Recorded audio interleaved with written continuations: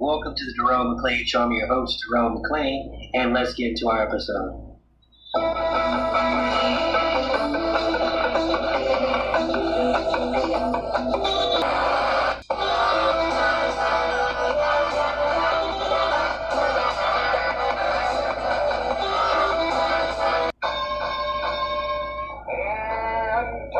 Intelligentsia, the endem of sarcasm, the nutty professor, to your whack-ass marmalade.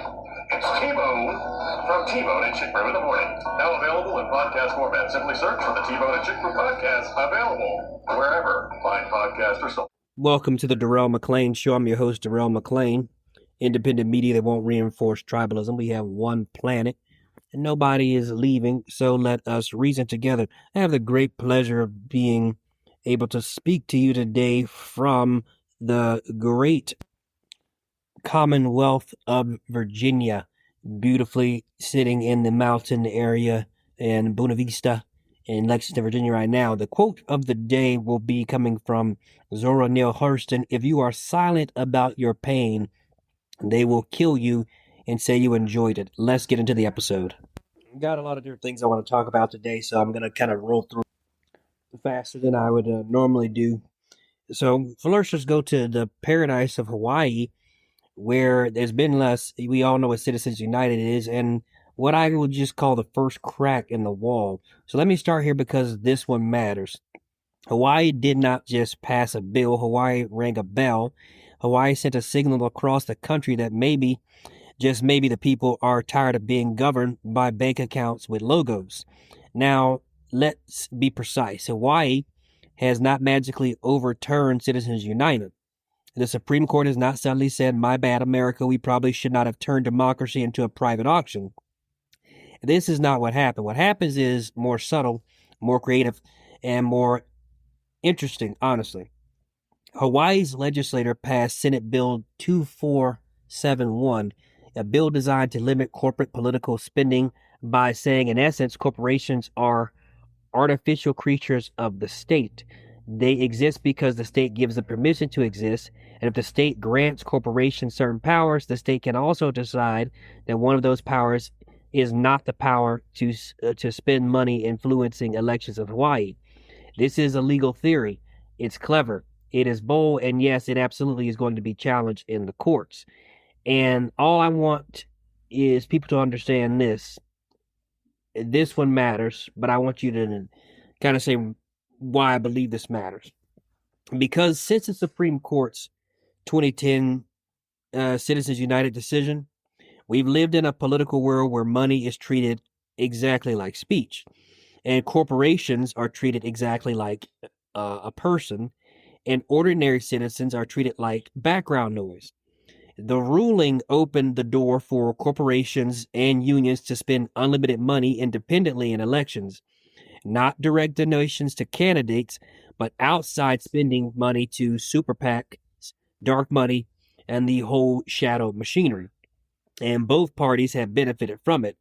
Let's not play stupid games here. This is not one of those stories where Democrats wear white hats and Republicans twirl mustaches in smoke-filled rooms. Nope. Both parties have taken the money. Both parties have learned to speak fluent donor language. Both parties send you fundraising emails about democracy while dialing rich people privately and asking, how much can you do? This is why this is bigger than one party. This is about whether we still believe the voter is the basic unit of democracy. Because right now, in too many elections, the voter is treated like the product, not the sovereign. Consultants slice us into demographics.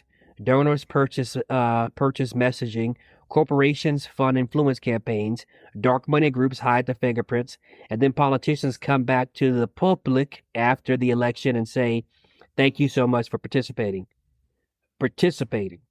This is like getting somebody to hold the steering wheel for 3 seconds after the car has already begun, malfunctioning because it's been programmed by billionaires and the GPSs. And here's the deeper insult. corporations already have power. They already have lobbyists and lawyers. They already have access. They have trade associations. They have executives who can give money as individuals. They have influences over jobs, wages, supply chains, prices, media, and all public policy and foreign policy. So when somebody says corporations need political rights too, I want to ask, how much more of a microphone do they really need? The average citizen has a vote. A corporation has a vote, a lobbyist, a PAC, a legal department, a public relations team, a marketing team, and a senator who picks up the phone. That is not how this thing is supposed to work. That is not democracy. That is a republic wearing a rented tuxedo to make sure they can go to beg the donors. Now, critics of the Hawaiian bill will say this is unconstitutional, and maybe the courts will agree. Well, the courts are a bunch of rubes. The United States courts, especially federal courts, they're picked by politicians, which means they're useless. But anyway, that's a whole other conversation, but we need to be honest about that. Under the current Supreme Court doctrine, this bill is going to have a hard fight, but that does not mean the effort is pointless. Sometimes the law changes because somebody is willing to create the test case. There was a time when segregation was protected by precedent. There was a time when women were denied political equality by precedent. There was a time when workers had almost no rights against corporate power, and the courts were perfectly fine with that too. Precedent matters, but precedent is not holy writ. And even scripture has prophets arguing with kings. So what Hawaii is doing is forcing the question, are corporations actually citizens? Are corporations members of the moral community? Are corporations accountable to the common good? Are they legally machines designed to protect profit while outsourcing the consequences to the rest of us? And I know some people hear this and say, well, corporations create jobs. Yes, they do. And fire creates warmth. But that does not mean you let it burn down your house. The issue is not whether corporations should exist. Of course, they should exist. The issue is whether artificial entities created for commerce should have the power to drown out flesh and blood human beings in elections. That's the issue. Because in order for this republic to work, it depends on political equality. Not perfect equality of talent, not perfect equality of income, not perfect equality of influence, but at least some basic belief that a citizen is not supposed to be swallowed whole by concentrated money. Hawaii is saying we may be small, but we are not powerless. And I love that because every moment starts somewhere. Sometimes it starts in Montgomery. Sometimes it starts in Selma. Sometimes it starts with a local school board. Sometimes it starts on an island in the Pacific saying no corporations do not get to buy our politics without a fight. This is how change begins. Not with everyone agreeing, but with somebody finally saying, okay, I've had enough. Now I'm going to jump right into the Louisiana redistricting and the voters caught in the machinery. So I'm going to move from Hawaii to Louisiana because the stories are very similar. We could basically say they were cousins. One story is about choosing the candidates. The other is about politicians choosing the voters, like we talked about in the previous episode. And I want to say this plainly. When a state suspends congressional primaries because the maps are being redrawn in the middle of election season, that is not a minor administration hiccup. That is democracy coughing up blood. Louisiana's U.S. House primaries were suspended after the Supreme Court's decision in Louisiana versus Calais, where the court struck down Louisiana's second majority black congressional district. The governor's executive order specifically suspended closed party primaries for the U.S. House races, while the Senate primary was not affected. Now, I want folks to slow down and sit with that. People have been preparing to vote. Candidates have been campaigning. Election officials have been organizing. Voters have been trying to figure out where they stood, who represented them, and what ballot they were going to see. And then the whole thing gets thrown into confusion because the map itself becomes unstable. That is the problem with modern redistricting wars. It's not just about lines on a map. It's about power deciding which communities count. And here is where people start talking in language designed to make your eyes glaze over. They say racial gerrymandering, vote dilution, compact districts, Section 2 constitutional tensions, and half of the audience starts looking for the leftover chicken wings. But underneath all the legal vocabulary, this is very simple question. Will black voters, Latino voters, and minority communities have a fair chance to elect representatives of their choice? That is the question. And the Voting Rights Act was created because America had a long, ugly, documented history of answering that question with a resounding fuck no. Not accidentally, and not occasionally, not because somebody misplaced a form. Deliberately. Literacy tests, polls taxes, intimidation, closed primaries, white primaries, and large elections, racially cracked districts, racially packed districts. We have a long history of taking the ballot and surrounding it with barbed wire, that pretending the fence was just a neutral design choice. So, when the Supreme Court weakens the Voting Rights Act and suddenly states start rushing to redraw maps, you do not have to be a conspiracy theorist to see what is happening. You just have to have a longer memory than a TikTok video. The Associated Press reported that the court's ruling could open the door for Republican red states to eliminate black and Latino electoral districts that tend to favor Democrats. PBS describes the decision as intensifying states' redistricting battles around the country. Now, let me be fair. Race and party can be complicated. Not every argument is about race, and because of that, not every argument about race is clean. Not every majority-minority district is drawn perfectly. Not every court intervention is wise. Sometimes maps are ugly because politicians are ugly. Sometimes maps are ugly because the Constitution and the Voting Rights Act are pulling in different directions. I understand the legal complexity, but here's what I do not accept. Pretending this is only about clean lines and neutral principles. Please, these folks are not sitting around with geometry textbooks trying to honor any tradition. They are counting voters. They are counting black voters, white voters, rural voters, urban voters, Democratic voters, and Republican voters. They know exactly what they are doing. And this is where America becomes a crisis. And the crisis is too visible to ignore because the public is told vote harder, but the politicians draw the districts. The public is told organize better, but the courts weakens the protection. The public is told trust the process, but the process keeps getting rewritten by those people who benefit from rewriting it. That is why people are cynical, not because they are lazy, not because they hate America, but because people are cynical because they keep watching powerful people move the goalposts and then lecture everybody else about sportsmanship. And Louisiana becomes a symbol because if elections can be suspended, maps redrawn, voting blocks reshaped, and communities rearranged, all in the name of a political advantage, then what are we really protecting? Are we protecting democracy, or are we protecting control?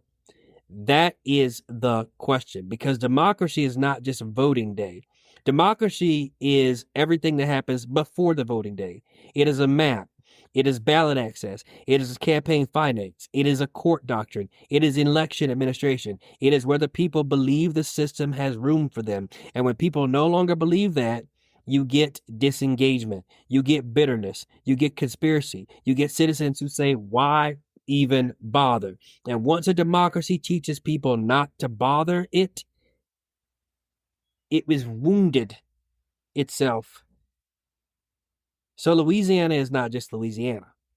Louisiana is a warning. If voters cannot choose their representatives because the representatives are busy choosing their voters, then the Republic has become a rigged room with a patriotic wallpaper.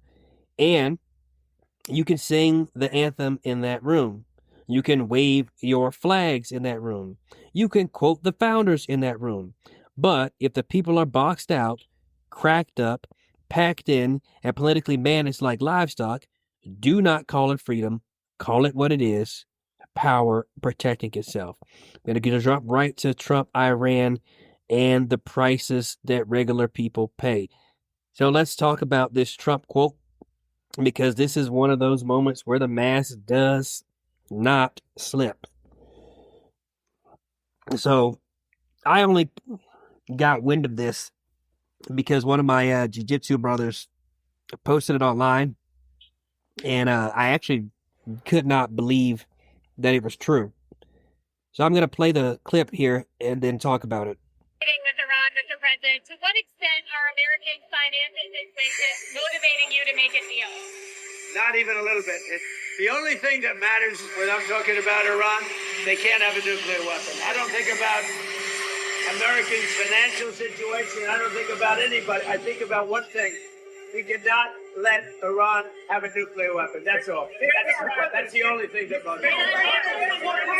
Did you say earlier that the only thing that matters to you when it comes to Iran is a nuclear weapon? You're not considering the financial impact of this war on Americans? The most important thing by far, including whether our stock market, which by the way is at an all-time high, but including whether or not our stock market goes up or down a little bit, the most important thing by far is Iran cannot have a nuclear weapon. What about the pressure on Americans and prices right now? Every American understands. Americans, how they're feeling about it. Every American, are you listening to this? Every American understands, and they just had a poll, like 85%, which is surprising. It's only that they understand that Iran cannot have a nuclear weapon. Stay with us. We'll be right back. Has anybody ever told you you were over opinionated? How about this one?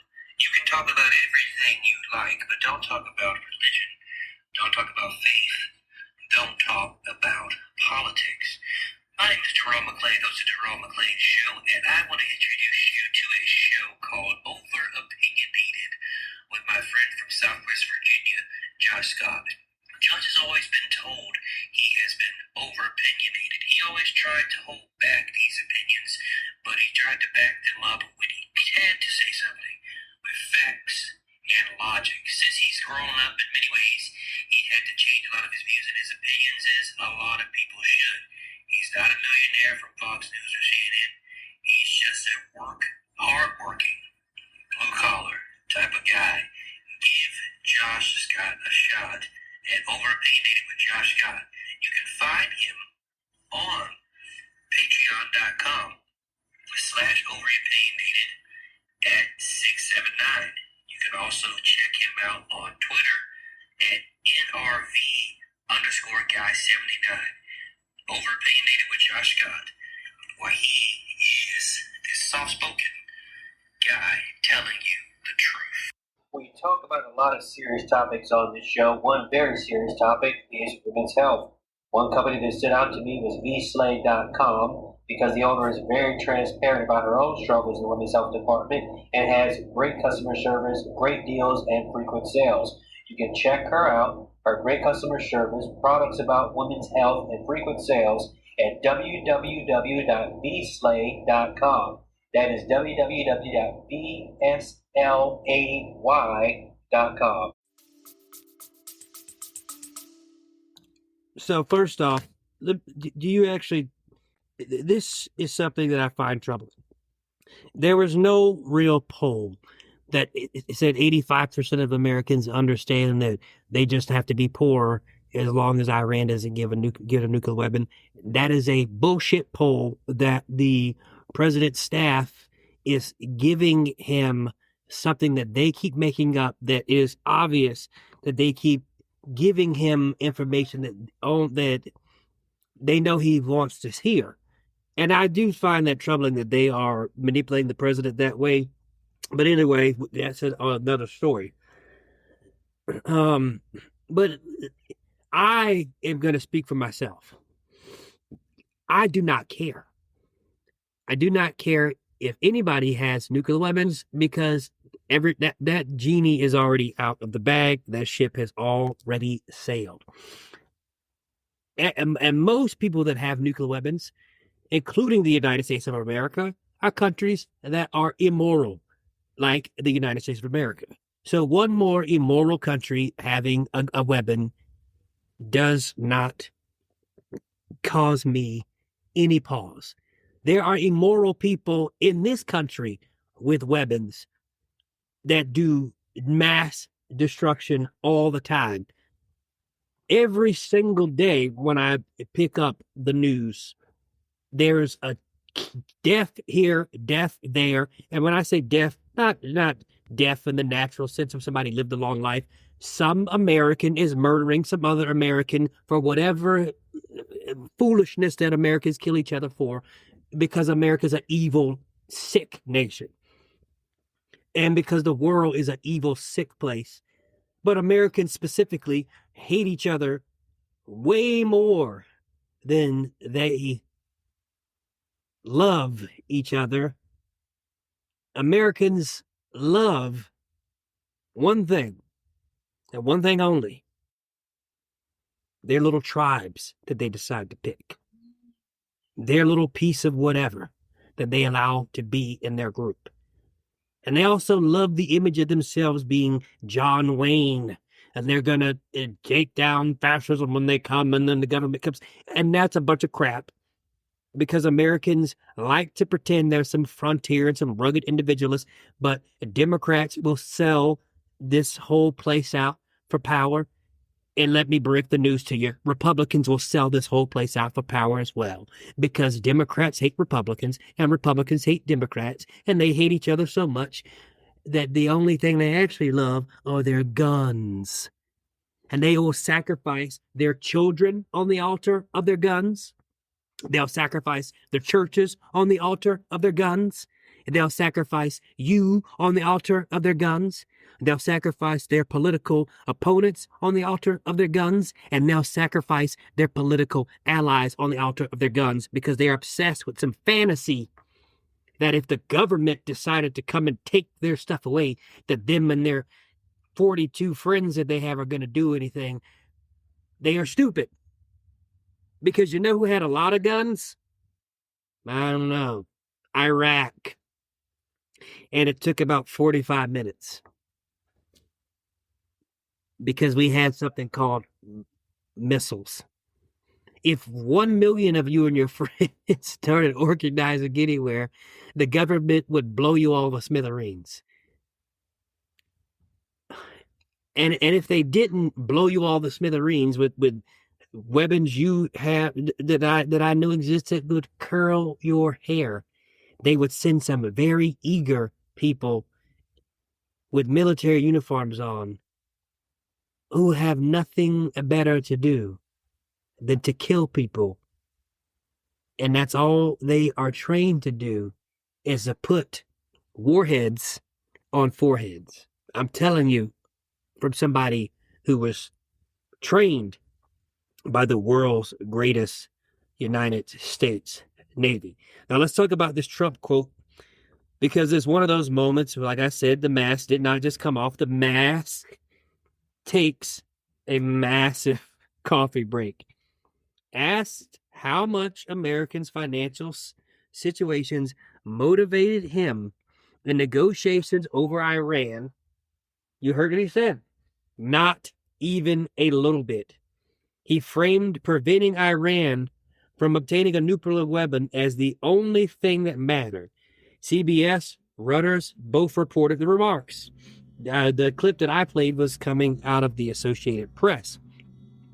Now, before somebody runs to the comment section, overweight, breathing heavy, let me say this. No serious person wants Iran to actually have a nuclear weapon. Let me go ahead and get that out of the way. Iran with a nuclear weapon would be just as dangerous as us with the nuclear arms. A nuclear arms race in the Middle East would be dangerous, even though we already know the Israelis have nukes. The Iranian government has done plenty to deserve people's scrutinies, opposition, and I will even dare say condemnation. So this is not a let Iran do whatever it wants segments. That is cartoon thinking, and at least over here, we do adult stuff. But what I will not accept is the idea that concern for national security requires indifference to the suffering of ordinary people in this country. That part bothers me because Americans are paying more at the pump. They're paying more at the grocery store. They are stretching paychecks like cheap elastic. Reuters reported that the administration has been under pressure over rising gas prices and the economic fallout tied to the Iranian war. And when people ask, does this matter to the president? The answer should never be not even a little bit. Even if you believe in the mission, and if you believe the mission is necessary, the people in your country and their economic situation should still matter. That is leadership 101. A commander can believe a war is justified and still grieve at the cost of his people.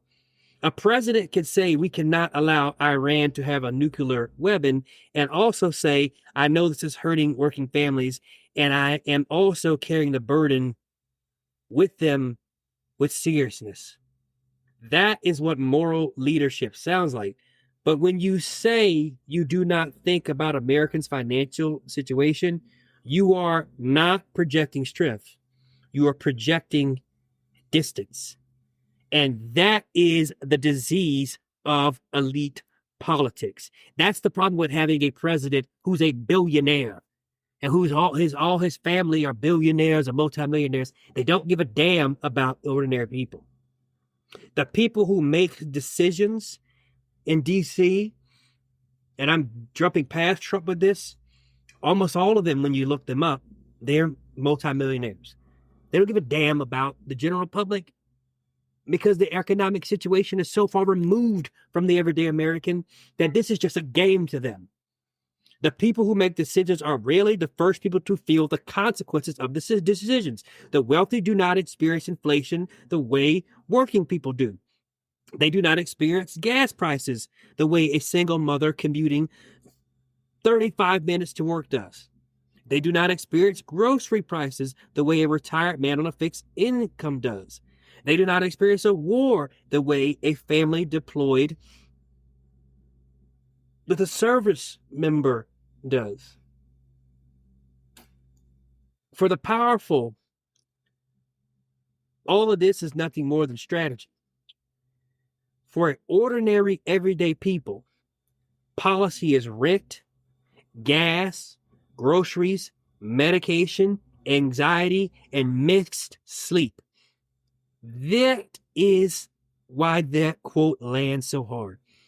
Because it confirms what many people already suspect. The people in charge talk about sacrifice while outsourcing sacrifice downward. And let me take it a bit further. America has a very long history of selling wars as a moral necessity while hiding the human invoices of that war. Vietnam was sold with anti-communist urgency. Iraq was sold with weapons of mass destruction. Afghanistan was sold as justice and became the 20-year graveyard of mission creep. Every time the language is elevated, freedom, security, democracy, civilization, and every time the dead are real, the debt is real, the trauma is real, and the ordinary citizens get handed the bill. So when the president says The financial suffering of Americans is not motivating him. The public has a right to say, then who exactly the hell are you listening to? Are you listening to the defense contractors, the foreign policy hawks, the donors, the ideological think tanks, the cable news generals? Because the people at the gas pump are not abstractions. They are the country. And this is where nationalism gets exposed. A lot of politicians say America first, but when they say that often means one thing: America power first, American foreign policy first, America hegemony first. And there is a difference. America first should mean the American worker does not get crushed by the decisions made in rooms he will never get a chance to enter in.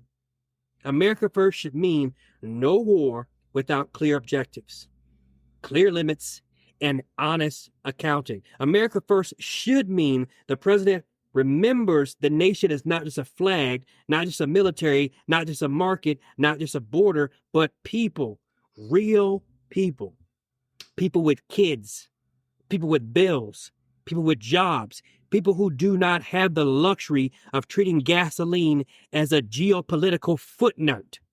And again, none of this means Iran should be ignored. It means the wisdom must be larger than the aggression. It means prudence is not weakness. It means asking about costs is not cowardice. This is one of the great lies of empire, that anyone who asks, what is the cost, must be soft. No, that is what responsible people ask. Before a family buys a house, they ask, how much does this cost? Can we afford it?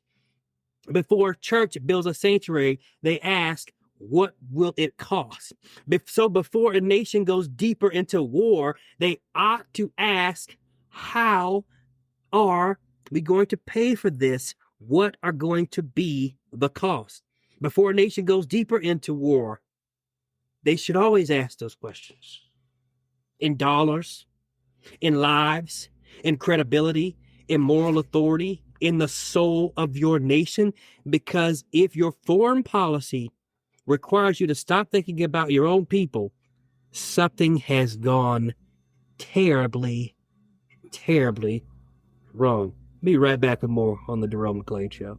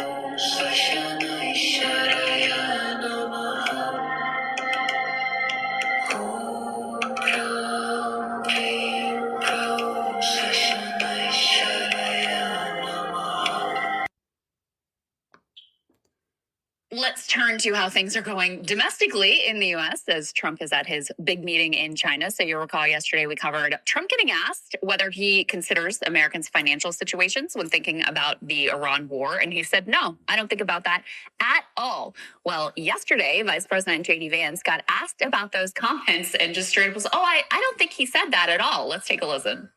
When approaching the war with Iran, do you agree with the president's position that Americans' financial situations should not be a consideration in that decision-making process? Well, I don't think the president said that. I think that's a misrepresentation of what the president said. But look, I agree with the president that Iran should not have a nuclear weapon. We're obviously engaged in a very aggressive and very engaged diplomatic process to try to ensure that that doesn't happen. And the president has a lot of options. Well, if you're going to get you a spouse, get one like J.D. Vance. You're on video saying something as clear as day, and your spouse will come right out in front and just say a damn lie. What it must take to be the vice president. What an incredible liar. So he thinks that was misrepresented. He doesn't think the president said that. Just as a reminder, here are the president's own words. When you're negotiating with Iran, Mr. President, to what extent are Americans' financial situations motivating you to make a deal? Not even a little bit. The only thing that matters when I'm talking about Iran, they can't have a nuclear weapon. I don't think about Americans' financial situation. I don't think about anybody. I think about one thing.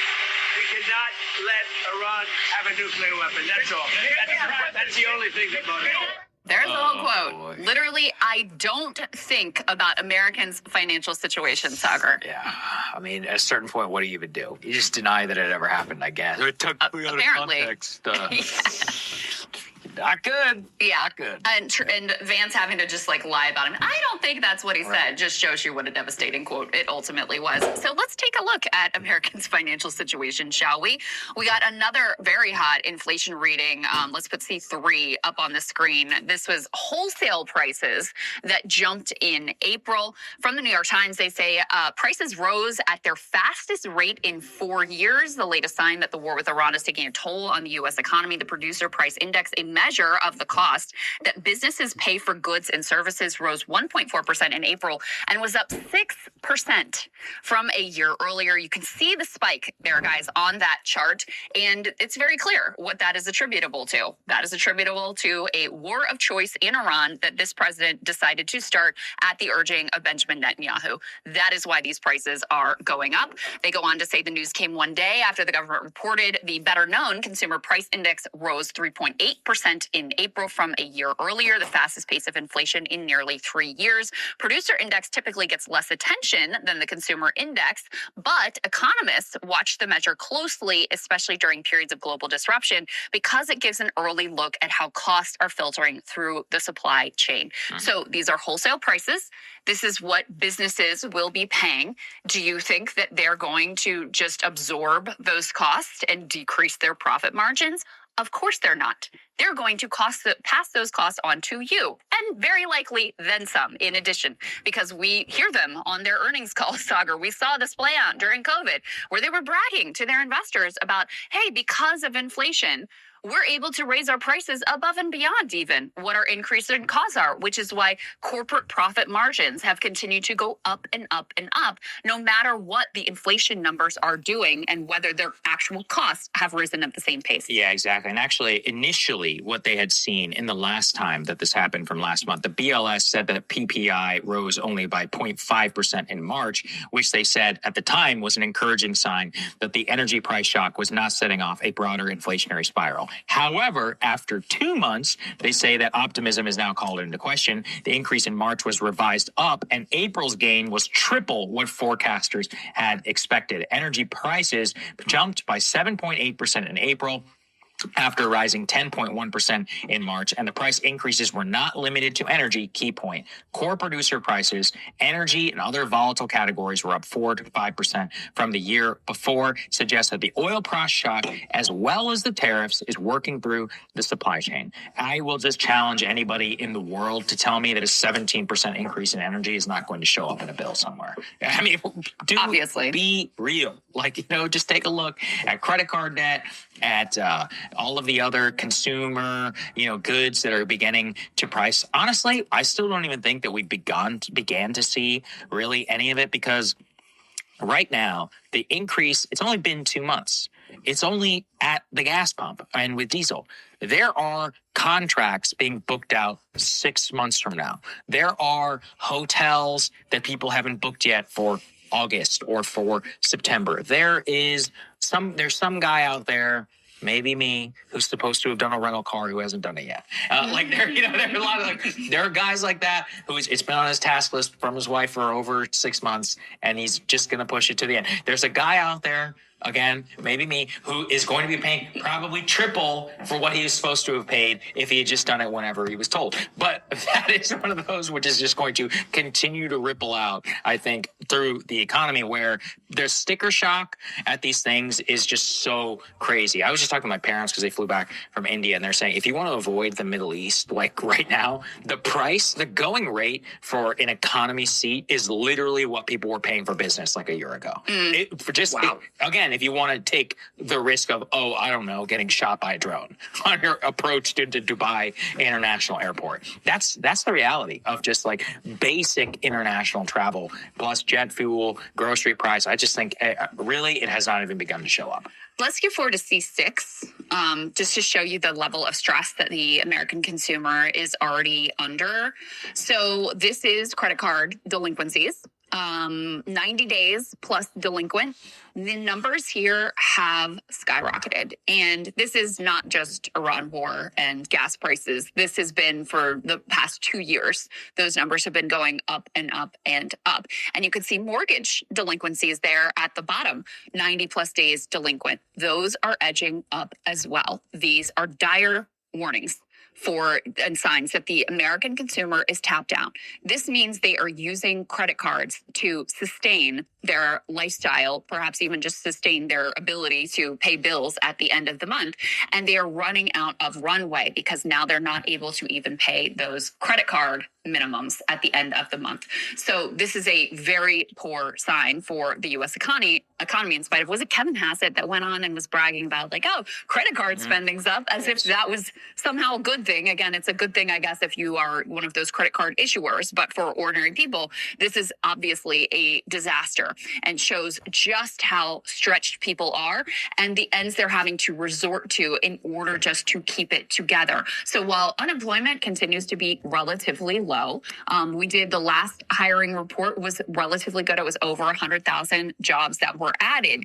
You see these incredible signs of stress throughout the economy. And you also just see logically the way that the growth sectors in the economy, which is largely like AI and I guess gambling, do not benefit. And in fact, they are predatory and exploitative of the American public. You add on top of that the negative impacts, increase in inflation, increase in gas prices on the American consumer because of the Iran war, and it's a very bad looking picture. Yeah, I mean, look, the credit card stress one, I don't know, it's hard to say. We've covered it now for 5 years.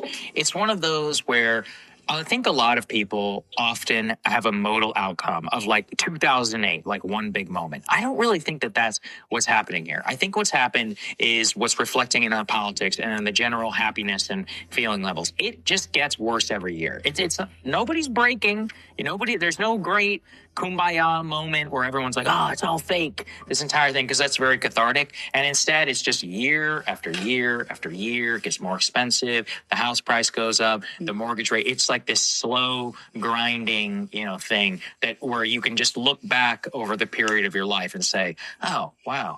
It's actually a lot worse. It's really shocking whenever you confront it, I always talk about my McDonald's stories because that genuinely is like a 5-year difference of being like, wait, what?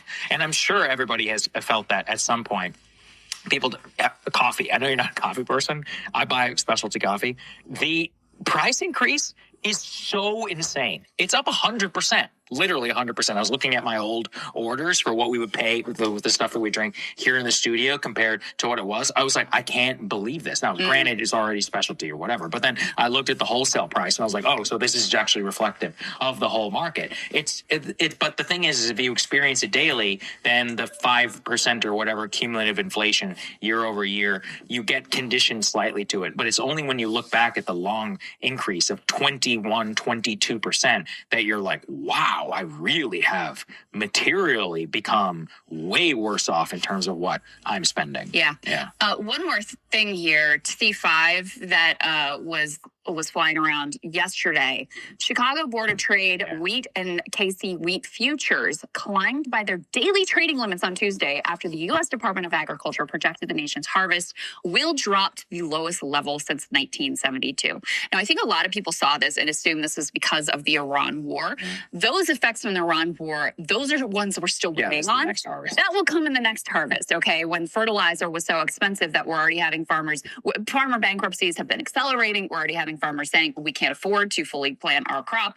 That is all in our future. This is a warning sign of what is to come, though, because there was a devastating drought and very strange weather patterns last planting season. This is wheat that's sown in the fall, and then now is when it should be harvested. And there was massive problems because of this drought, and then unseasonably warm weather in certain parts of the country that screwed up this crop for a lot of farmers. Again, this is, very likely fallout from climate crises that has been exacerbated over the years and is something we can continue to expect in the future, but definitely not because of the climate crisis this time. We can expect for sure we're going to have problems because of the issues with fertilizer and the increased cost there for farmers. So in general, low harvest means what? Limited amount of supply, which means higher prices. And it means in poor countries, famine, fertilizer, oil, credit card. I don't think anything is yet at a so-called breaking point or anything. I do think if we get to $6-7 a gallon, that we will be, and I'm still not far off. I mean, nothing has happened. It's very foreseeable. Absolutely nothing has happened. How much is gas up? Let me take a look. Yeah, $4.53. It was $4.52 yesterday. So it just, give it a week. Every week it goes up by 6%, 7%. Gas is $6.14 a gallon in California. It'll probably be $7. I think I saw that in Los Angeles it's around $6.50, almost $7 a gallon. Very not uncommon to see $8 diesel or any of these things. The national average of diesel today is $5.66 a gallon. And the all-time high is $5.81. So give it, a week? And we'll probably be there, or another bombing or something like that happens. I don't know. All right, let's get to test scores. Hey, if you like that video, hit the like button or leave a comment below. It really helps get the show to more people. And if you'd like to get the full show ad-free and in your inbox every morning, you can sign up at breakingpoints.com. That's right. Get the full show. Help support the future of independent media at breakingpoints.com. Any of my OG listeners remember I used to always say I was an economic extensionist, and I will say, in a more broader sense of the way things work, I only think that way because all the complicated ideas I have about the world and society and how to fix things and how it would happen, yada yada yada.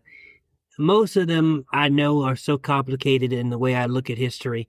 It would take a mass movement of, let me just be frank, violence to get what I wanted to actually be put in place. And because I know that, I say the only thing that really matters is how you pay people. Because if I don't like a place, but you pay me well enough, I can pack up and leave. If I don't like a place, and you don't pay me well enough, you just created a slave by another means through the economic situation that you put me in. I always have the quote-unquote freedom to leave, but it's also freedom to be eating out of the trash can, freedom to have my family starve to death, that type of situation. So let me move on to some somewhat good news, but it's going to, good news is relatively speaking here. 3 Republican senators actually decided that they were going to vote no on the war powers in Congress. And I want to give these people credit because people in the Congress and the Senate, to me, both Republicans and Democrats, have made this a problem where they forget that it's their job to do so. I want to commend these senators for at least having the courage to put a no vote to somebody in their own party. And it is extremely difficult in this political climate to be a dissident and still remain in your party. The 3 Republican senators broke with their leadership and voted with most Democrats to advance a resolution aimed at curbing President Trump's ability to continue military action against Iran without congressional authorization. The resolution still failed, but the vote showed growing bipartisan discomfort. The Republicans were Rand Paul, who I do like, Susan Collins, which I don't know enough about, and Lisa Murkowski, who I also am somewhat ignorant of.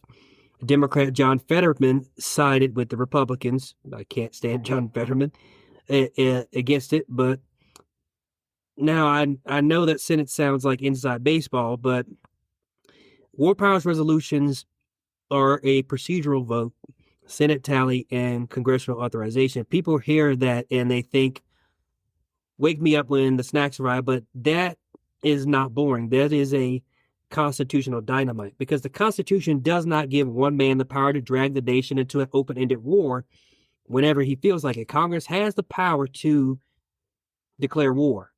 The president is the commander-in-chief, yes, but the commander-in-chief does not mean the president is supposed to be the emperor and the bomber-in-chief and the judge, jury, and executioner. The War Powers Act exists because presidents, both the Democratic and Republican, have abused military authority. Both presidents, Republican and Democrats, have stretched authorizations. They have rebranded wars as operations so they don't have to get congressional approval.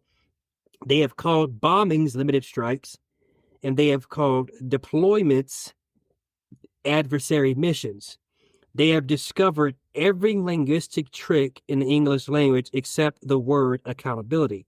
And Congress has often gone along with it.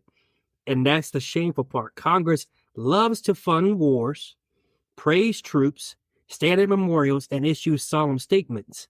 But when it's time to take a real vote, a vote that puts their names on the life and death decisions, suddenly everyone becomes constitutional minimalists. They hide, they hedge, they say presidents have authority. No, friend, you have the responsibility. And that is why this vote matters. Even though it failed, it matters that a few Republicans said, hold on, this cannot be automatic. This cannot be endless. This cannot be one more war where Congress watches from the balcony and claps when politically convenient. Now, Rand Paul has been consistent on this for years. I was a really big fan of Rand Paul's father growing up, Senator from Texas, Ron Paul. I still am a big fan of him. I wish as many people that we have in the Congress and the Senate who are elderly that should have retired. Ron Paul is somebody that I wish would have stuck in there a bit longer. He was a voice that was needed and should have stayed. I wish Rand Paul would have run for president a few more times. But anyway, it's a whole other story. But Ron Paul has been consistent on this issue for many years. Rand Paul has been consistent on this one. You may disagree with him on 1,000 things, but on war powers, he has often been willing to say what many in both parties will not. Congress needs to do its job. Now, when it comes to Susan Collins and Lisa Murkowski joining the vote, that matters too, because it shows even within the president's party, there is discomfort with pretending war can be managed by executives' moods swings alone. And let me say this plainly. I know if you believe presidents should have unilateral war power only when your party controls the White House, then you do not believe in the Constitution. You believe in team sports, and that goes for everybody. Democrats did this with Obama. Republicans did this with President Bush. Republicans are going to do it with President Trump. Democrats will be tempted to do it again when they hold power. This is a nonpartisan issue. This is an imperial American illness. The president has become too large, and Congress has become too small because Congress has become too cowardly. And the American people have become too used to the war happening in the background like bad weather. But war is not weather. War is a choice. War is a policy. War is a human being being ordered into danger. War is civilians dying under language like collateral damage. War is veterans coming home with injuries nobody can see.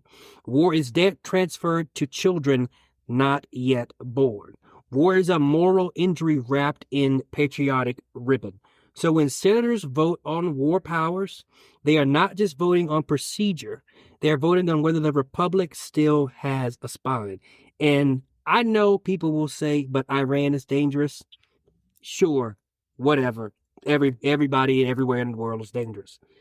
But that is exactly why Congress should debate it. The more serious the threat, the more serious the process should be. You do not protect your country by bypassing the parliamentary democratic process every time the stakes are high. That is backwards. That is like saying seatbelts are only needed when the car is parked. No. When the road is dangerous, that is when you need restraint. That is when you need structure. That is when you need constitutional breaks. I am tired of watching politicians praise the founders while ignoring the architecture the founders built. The separation of powers was not a decorative feature. It was the crown molding on the republic. It was the whole damn point of this thing. The powers must be checked because humans, beings, cannot be trusted with unchecked power. As the philosophical saying goes, absolute power corrupts absolutely. That is not cynicism.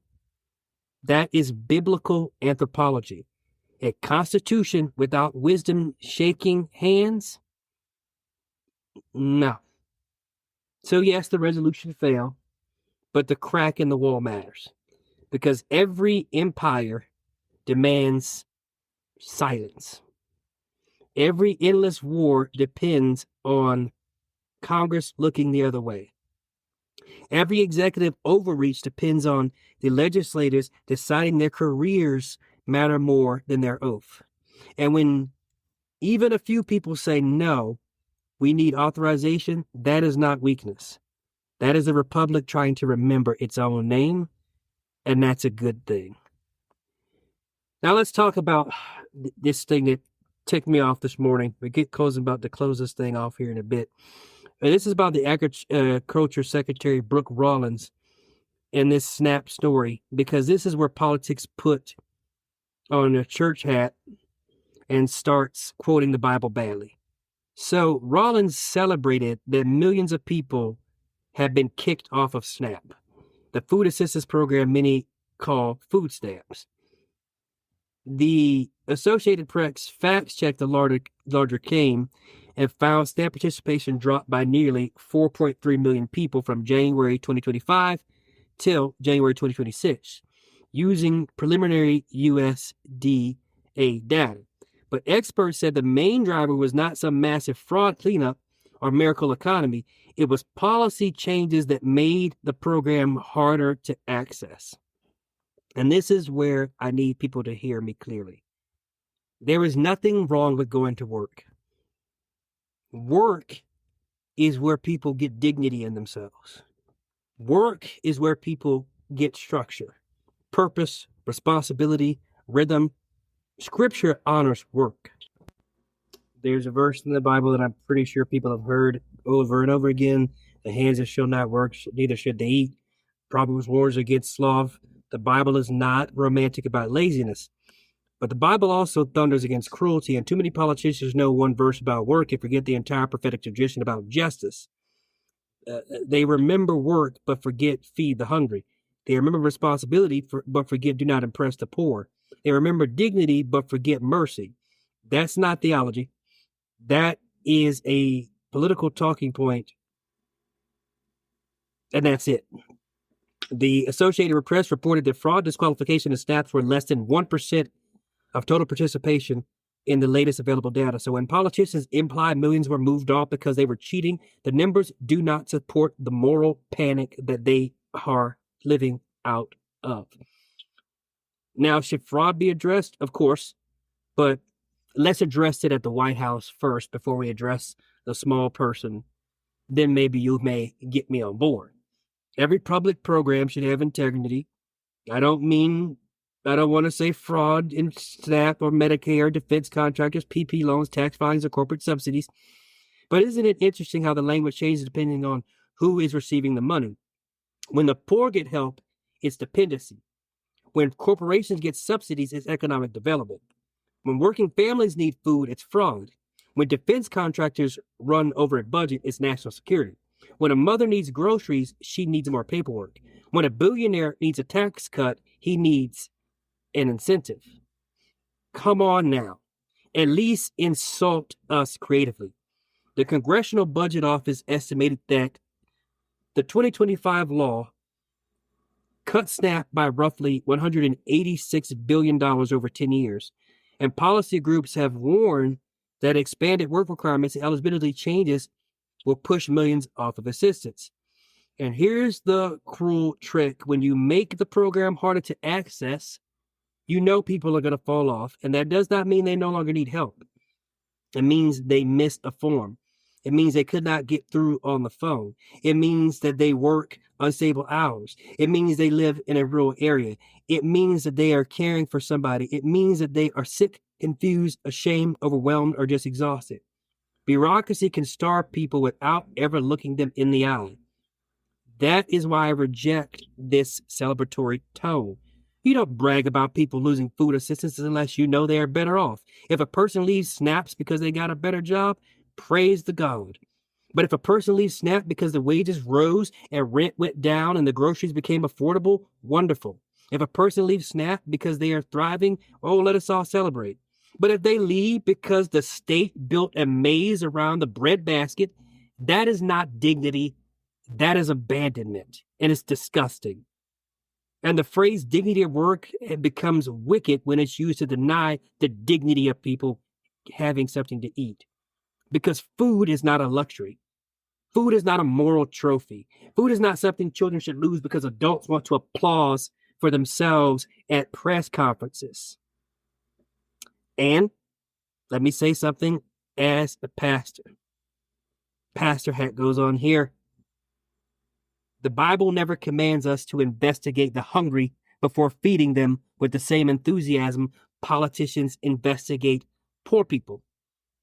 Jesus just fed the crowds. He did not say, do you have a job? If so, where's your employer? I need to verify. That's not how that happened. He did not say, before I multiply these loaves and fish, I need to know amongst you, are you actively searching for work? He fed them. And yes, society needs responsibility, but responsibility is not a one-way street. The poor have a responsibility, and so do employers, so do landlords, so do legislators, so do corporations, so do presidents, so do churches. You cannot build an economy where wages are low, rent is high, healthcare is expensive, childcare costs a mortgage payment, groceries keep climbing, and then turn around and shame people for needing help. That is not morality. That is arson, followed by a lecture about fire safety. So here's my position. Reform the programs, yes. Fight fraud, yes. Encourage work, yes. But do not brag about people you're kicking off programs. Don't do that. Don't brag about hunger. Don't call the deprivation of your citizens discipline. Do not take food from the poor and then try to hide your hatred for them behind Bible verses. Because the prophets had a word for leaders that do that. And I'll just say this. It definitely was not good news. See you on the next episode. God is my fountain, my eternal youth. He paid the mountain, for yes is true. Time unfolding like a roll of tape, feeling all your love and I can't escape. Blood red moonscape.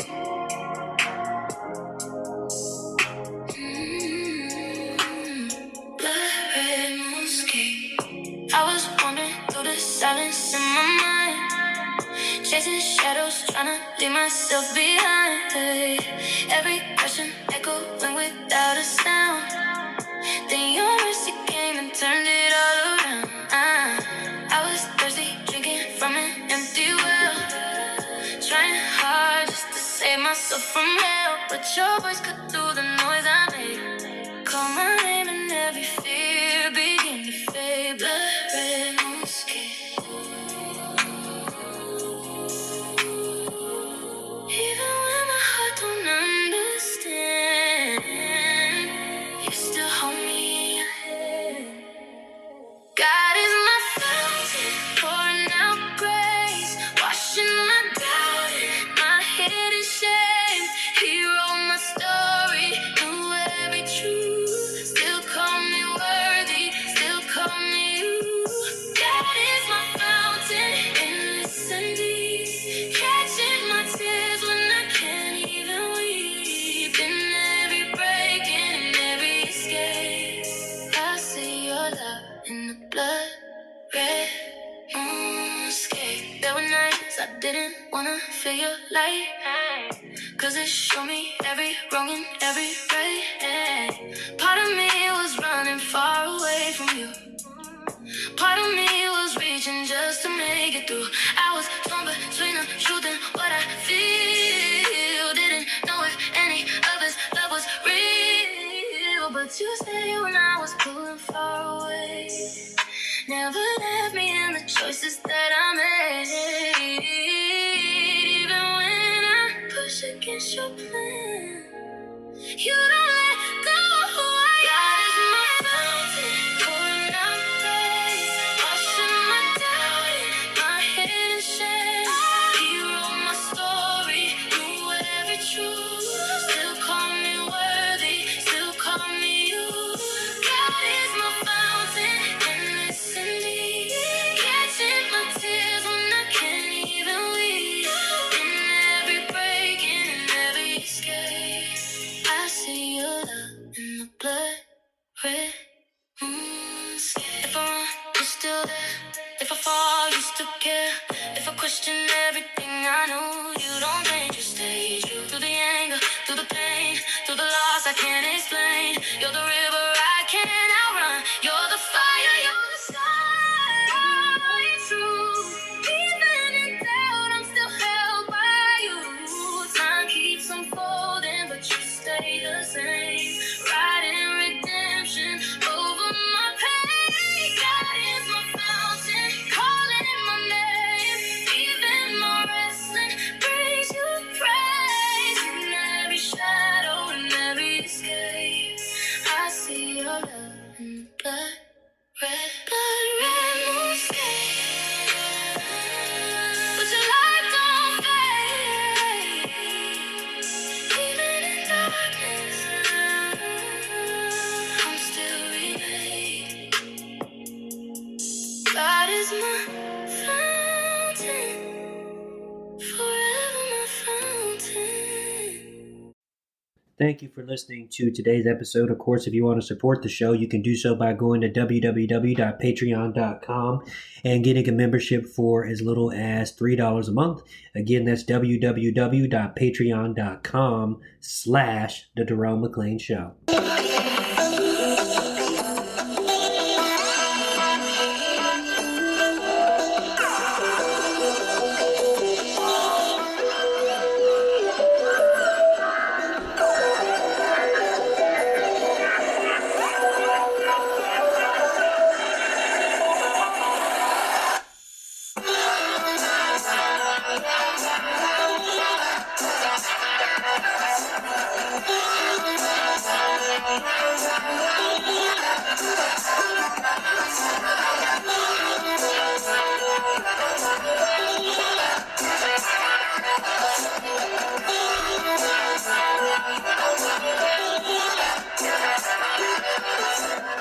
The Jerome McClain Show is fully listener-supported, independent media that won't lead you to tribalism. Get a membership and support independent media at www.patreon.com/The Jerome McClain Show.